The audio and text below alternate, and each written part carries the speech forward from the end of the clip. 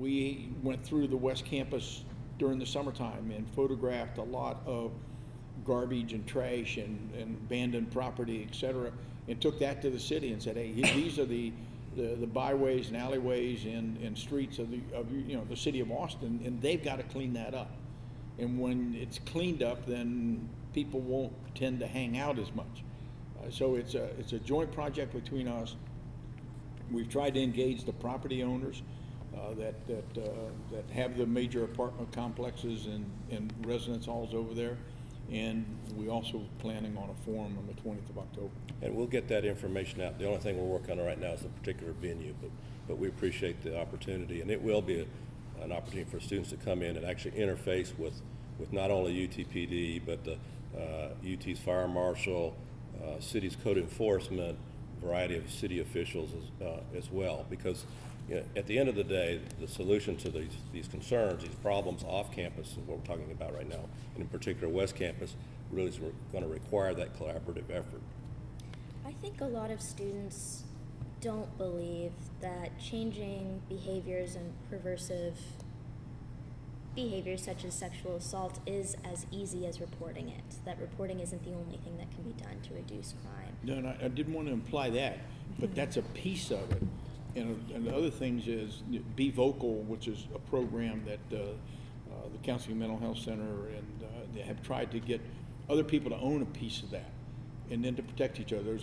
There's another program that it's called Have an Exit Strategy, and it's oriented on when you go into a bar, make certain you know how to get out in case of a fire. I always try and take that program and talk to a lot of students at the University of Texas about no matter what situation you're in, have an exit strategy that you can get out. Don't find yourself in a position where you've got no back door to get out, so to speak. And I want to kind of follow up also. I think, as you try to identify solutions to any particular problem, you have to understand the problem. And so what happens is if nobody reports, then we don't have awareness of the problem, we don't know the nature of the problem, we don't know how to analyze that problem. So the reporting is really important, and we really are going to push that effort. And there's actually a website that we now have jointly with the APD called Be Safe. It's on the UTPD website. We really want people to start reporting, and we're going to tell people how to report those kinds of issues there. And we try and work with the entire campus.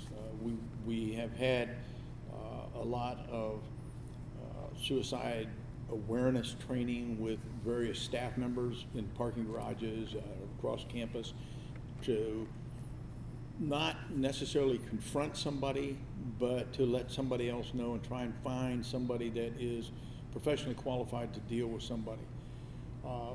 Chief mentioned BCAL.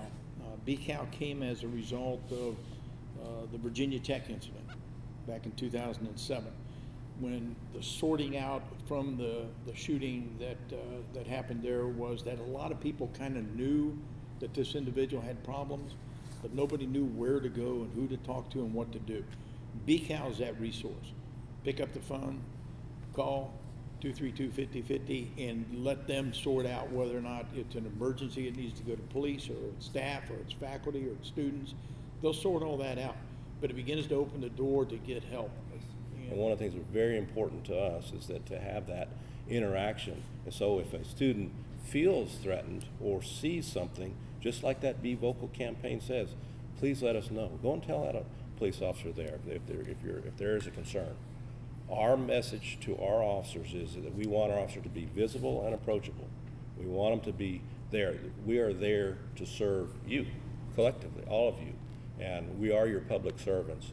And if we're not being visible and approachable, then that's shame on us. But the idea is that is our mantra moving forward, so that students can feel comfortable in talking to us. So I understand that UT has a number of resources on campus. There's no shortage of resources on campus to promote student safety.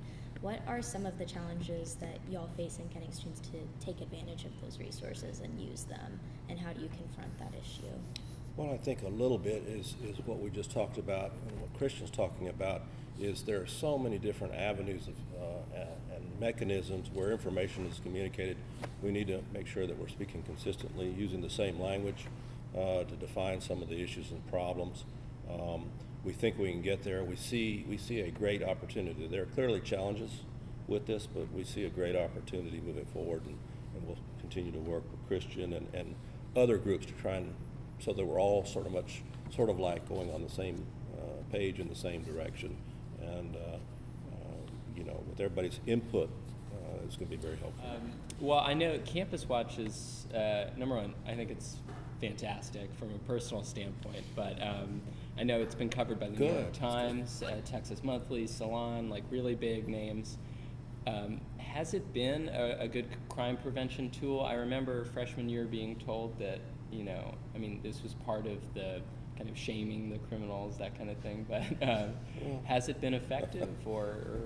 I'll tell you, it absolutely has been effective, and the main reason is because if you were to look today at the number of people that are actually subscribing to the Campus Watch, being our student body for the most part, it's upwards of 20,000 or more folks there. I'd like to see even more on that. I think it's something maybe that we need to kind of push a little bit, and the reason is because we have some officers that, and my boss may question me occasionally, that push the envelope at times, but the idea, we really want to engage our community and we want to be in touch with them however we can do that. So we think it's a great opportunity. But there are a lot and a great deal of things that we're all scared of on campus that catch our attention. But the message that I want to put out there is to do something about it. It's really easy when you're, for example, in my realm, the thing that I focus on, when you're walking back from PCL or something, it's really easy just to pretend that nothing's going to happen, or just to have that stigma that, everything's going to be fine. But, in all honesty, after the survey came out, 1 out of 5, it's better to be proactive about it and use these resources that we're all presenting here. And so that's just something I want to broadcast to everybody, that's the reason we're up here. That's the reason this organization is taking such a different approach, is so that we can all utilize them and make it better and just everyone's lives better.